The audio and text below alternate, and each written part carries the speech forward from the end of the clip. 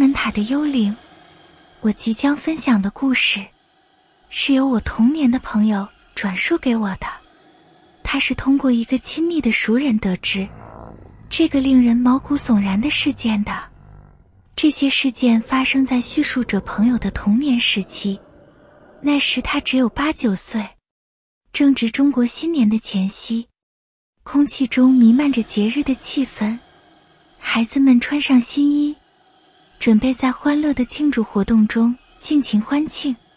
随着一天的展开，孩子们在村子的前面欢快地玩耍，陶醉于当下的欢乐中，忘却了时间的流逝。黑暗降临，标志着一天庆祝活动的结束。然而，讲述者的朋友不愿听从他母亲的呼吁回家，坚持稍微享受快乐。当黄昏笼罩着村庄时，2个孩子不情愿地开始了回家的旅程。然而，在他们的道路上，等待着他们的是一个令人不安的异常现象。一座门楼凭空而现，矗立在道路的最前方。与每个家庭常见的门房不同，这座门房显得格外阴森，一座没有门的幽灵般的白色建筑。困惑的叙述者的朋友转向他的同伴，询问他是否也看到了这个超凡脱俗的门房。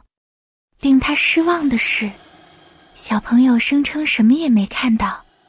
当叙述者的朋友思索着那座白色门楼的不自然外观时，一阵寒意悄然袭来，它与周围环境形成了鲜明的对比，给小路带来了一种令人不安的寒冷感。它具有一种超凡的特质，透明感增添了不安的氛围。尽管恐惧在他心中萦绕，男孩意识到他别无选择，只能穿过这座幽灵般的建筑，才能到达安全的家。绝望如爪般抓住了他，他开始呼喊母亲，恳求他来引导他穿过那阴森的门楼。空气中弥漫着紧张的气氛。就在他的焦虑达到顶峰时，他目睹了一件奇特的事情。他的小朋友似乎对门楼的幽灵般的特性毫不在意，自信地走了过去。男孩的心在胸口砰砰直跳，期待着母亲的到来，仿佛是对他出现的回应。门房瞬间消失得无影无踪，明显的恐惧消退了。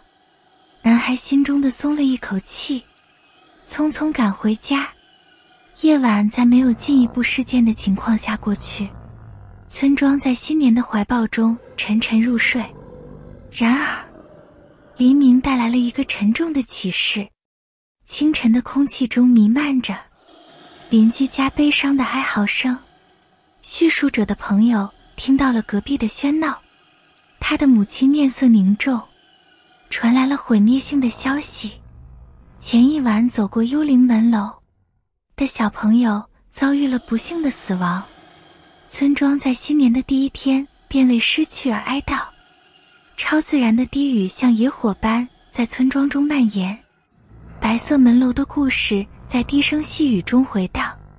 那种光谱结构似乎是悲剧的预兆，给小男孩的心里留下了不可磨灭的印记。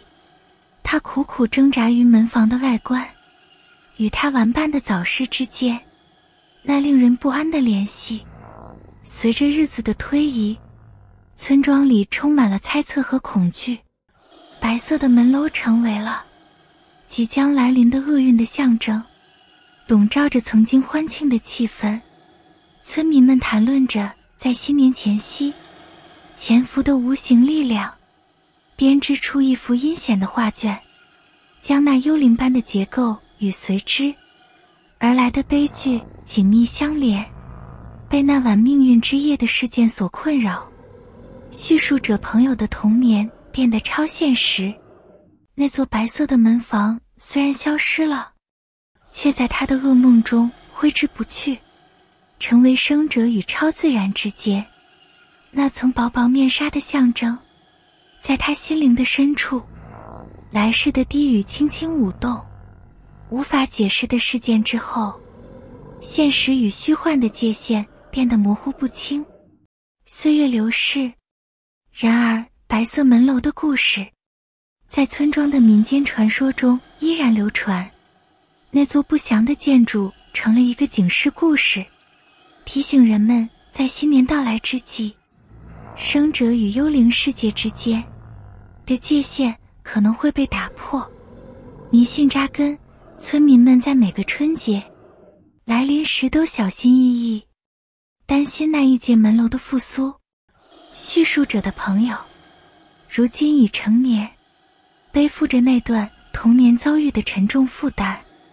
那个阴森夜晚的记忆萦绕在他心头，使他成为了村庄黑暗秘密的不情愿守护者。那座白色的门房作为悲剧的幽灵纪念碑，矗立着，见证了生命的脆弱和隐藏在面纱背后不可思议的奥秘。